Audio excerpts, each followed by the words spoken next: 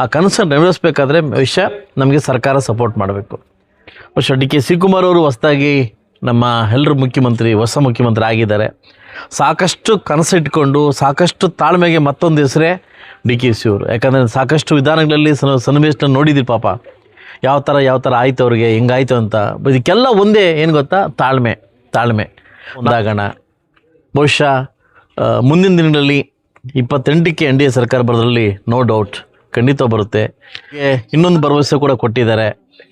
So ಮುಂದಿನ 28ಕ್ಕೆ ವಿಧಾನ ಪರಿಷತ್ನ ಸದಸ್ಯನಾಗಿ ಮಾಡ್ತೀನಿ ಅಂತ ಮಾತು ಕೊಟ್ಟಿದ್ದಾರೆ. ಇದು ಎಲ್ಲರ ಮುಂದೆ ಶುಭ ಸಂಜೆಯ ಸಂದರ್ಭದಲ್ಲಿ ಇವತ್ತೇನು ಸಾಕಷ್ಟು ಕಾಮಗಾರಿಗಳ ಉದ್ಘಾಟನೆ, ಕೆಲವು ಶಂಕುಸ್ಥಾಪನೆ ಇವತ್ತು ನಮ್ಮ ಬಂಡಾರಹಳ್ಳಿಯಲ್ಲಿ, ಕೆಂಚನಹಳ್ಳಿ, ನಮ್ಮ ಕಾಮನೂರು, ಮಾರನಹಳ್ಳಿ, ಸಿದ್ನಹಳ್ಳಿ ಎಲ್ಲ ಗ್ರಾಮಕ್ಕೂ ಭೇಟಿ ಮಾಡಿ ಕೆಲವು ಕಾಮಗಾರಿಗಳನ್ನ ಉದ್ಘಾಟನೆ ಮಾಡಿದ್ದೀನಿ. ತುಂಬ ಸಂತೋಷ ಆಗ್ತಾಯಿದೆ. ಈ ಒಂದು ಸಂಜೆ ಟೈಮಲ್ಲಿ ಎಲ್ಲರೂ ಬಂದು ಮೀಟ್ ಮಾಡೋದು ತುಂಬ ಸಂತೋಷ ಆಗ್ತಾಯಿದೆ. ಬಹುಶಃ ಏನಾದರೂ ಡೇ ಟೈಮಲ್ಲಿ ಬಂದಿಲ್ಲ, ಹಳ್ಳಿ ಕಡೆ ಕೆಲಸಕ್ಕೆಲ್ಲ ಹೊರಟೋಗ್ತಾಯಿದ್ರು, ಸಾಯಂಕಾಲ ಬಂದು ಮೀಟ್ ಮಾಡಿ ಎಲ್ಲರೂ ಬಂದು ಅಕ್ಕ ತಂಗಿರು ಎಲ್ಲರೂ ಕಾಣಿಸ್ತಾಯಿದ್ರು, ಆರ್ಥಿಕ ಮುಖಾಂತರವಾಗಿ ಬರ್ಮಾಡ್ಕೊತವ್ರೆ. ತುಂಬ ಸಂತೋಷ ಆಗ್ತಾಯಿದೆ. ಇನ್ನೂ ಸಾಕಷ್ಟು ವರ್ಕ್ಗಳು ಪೆಂಡಿಂಗ್ ಇದ್ದಾವೆ. ಬಹುಶಃ ನಾಳೆಯಿಂದನೇ, ನಾಳೆ ಒಂದು ದಿವಸ ಬಿಟ್ಟು ನಾಳಿದ್ದ ನಾಳೆ ಆನಂದ್ ರೆಡ್ಡಿ ಅವ್ರ ಬರ್ಡೇ ಇರೋದ್ರಿಂದ ನಾವೆಲ್ಲ ಭಾಗವಹಿಸ್ತಾ ಇದ್ವಿ. ನಾಳಿದ್ದರಿಂದ ಇನ್ನೂ ಒಂದು 6 ಡೈಲಿ ಒಂದು 5-4 ಪ್ರೋಗ್ರಾಮ್ನ ಹಾಕ್ಕೊಂಡು ಹೋಗ್ತಾಯಿದ್ವಿ. ಎಷ್ಟು ಸಾಧ್ಯ ಆಗುತ್ತೋ ಅಷ್ಟು ಅಭಿವೃದ್ಧಿ ಕೆಲಸ ಮಾಡಲಿಕ್ಕೆ ಪ್ರಯತ್ನವನ್ನು ಮಾಡ್ತೀನಿ ಅಂತ ನಿಮಗೆ ಭರವಸೆ ಕೊಡ್ತೀನಿ. ಬೆಳಗ್ಗೆಯಿಂದ ಕೂಡ ಮಾಧ್ಯಮಿಕರು ಎಲ್ಲ ನಾಯಕರು ನನ್ನ ಜೊತೆ ಸೇರಿ ಎಲ್ಲ ಕಾರ್ಯಕ್ರಮಕ್ಕೆ ಭಾಗವಹಿಸಿದಿರಿ. ನಿಮಗೂ ಕೂಡ ಔಟ್ ಆಫ್ ಥ್ಯಾಂಕ್ಸ್ ಹೇಳೋಕ್ಕೆ ಇಷ್ಟಪಡ್ತೀನಿ. ತಮಗೆಲ್ಲ ಗೊತ್ತಿದ್ದಂಗೆ ನಮ್ಮ ತಾಲೂಕಿಗೆ ಒಂದು ಶುಭ ಸುದ್ದಿ ನೆನ್ನೆ ಕುಮಾರಣ್ಣವ್ರು ಕೊಟ್ಟಿದ್ದಾರೆ. ಇವತ್ತು ಅವ್ರಿಗೆ ಇನ್ನೊಂದು ಭರವಸೆ ಕೂಡ ಕೊಟ್ಟಿದ್ದಾರೆ. ಸೊ ಮುಂದಿನ 28ಕ್ಕೆ ವಿಧಾನ ಪರಿಷತ್ನ ಸದಸ್ಯನಾಗಿ ಮಾಡ್ತೀನಿ ಅಂತ ಮಾತು ಕೊಟ್ಟಿದ್ದಾರೆ. ಇದು ಎಲ್ಲರ ಮುಂದೆ ನಾಳೆ ಹೇಳೋದು ಅಂದ್ಕೊಂಡೆ, ಹೇಳ್ತಾ ಇದ್ದೀನಿ. ನಿಮ್ಮ ಘನತೆ ಗೌರವ ತಕ್ಕಂಗೆ ಘನತೆ ಗೌರವ ತಕ್ಕಂಗೆ ನಿಮಗೆ ಮರ್ಯಾದೆ ಕೊಡ್ತಕ್ಕಂಥ ಜವಾಬ್ದಾರಿ ನಮ್ಮ ಪಕ್ಷ ನಾವು ನೆರವೇರ್ತೀವಿ ಅಂತ ಆನಂದ್ ರೆಡ್ಡಿ ಅವರಿಗೆ ಮೊನ್ನೆ ಕುಮಾರಣ್ಣವ್ರು ಮಾತು ಕೊಟ್ಟವು ನಿನ್ನೆ.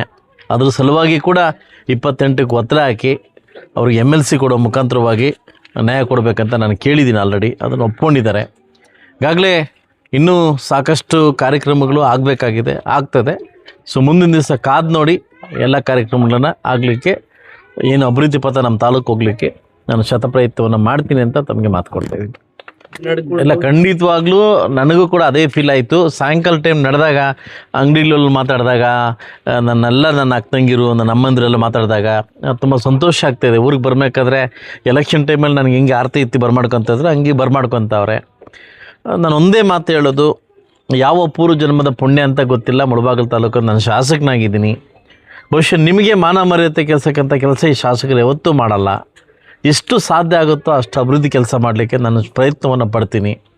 ನಾನು ಒಂದೇ ಹೇಳೋದು, ನನ್ನ ಶಾಸಕನಾದೀನಿ, ಶಾಸಕ ಮಾಡಿದಿರಿ, ಅಭಿವೃದ್ಧಿ ಮಾಡಲಿಕ್ಕೆ ನಾವೆಲ್ಲ ಒಂದಾಗೋಣ.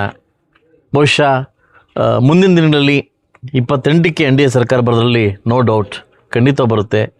ಇಲ್ಲಿ ಉಳಿದಿರ್ತಕ್ಕಂಥ ಕೆಲಸನ ಇನ್ನೂ ಖಂಡಿತವಾಗಿ ಕಂಪ್ಲೀಟ್ ಮಾಡಿ, ಇನ್ನೂ ಹೆಚ್ಚಿನ ರೀತಿಯಲ್ಲಿ ಏನು ಕನಸು ಹೊತ್ಕೊಂಡ್ಬಂದಿದ್ವೋ ಆ ಕನಸನ್ನು ನೆರವೇರಿಸಬೇಕಾದ್ರೆ ವಿಷಯ ನಮಗೆ ಸರ್ಕಾರ ಸಪೋರ್ಟ್ ಮಾಡಬೇಕು.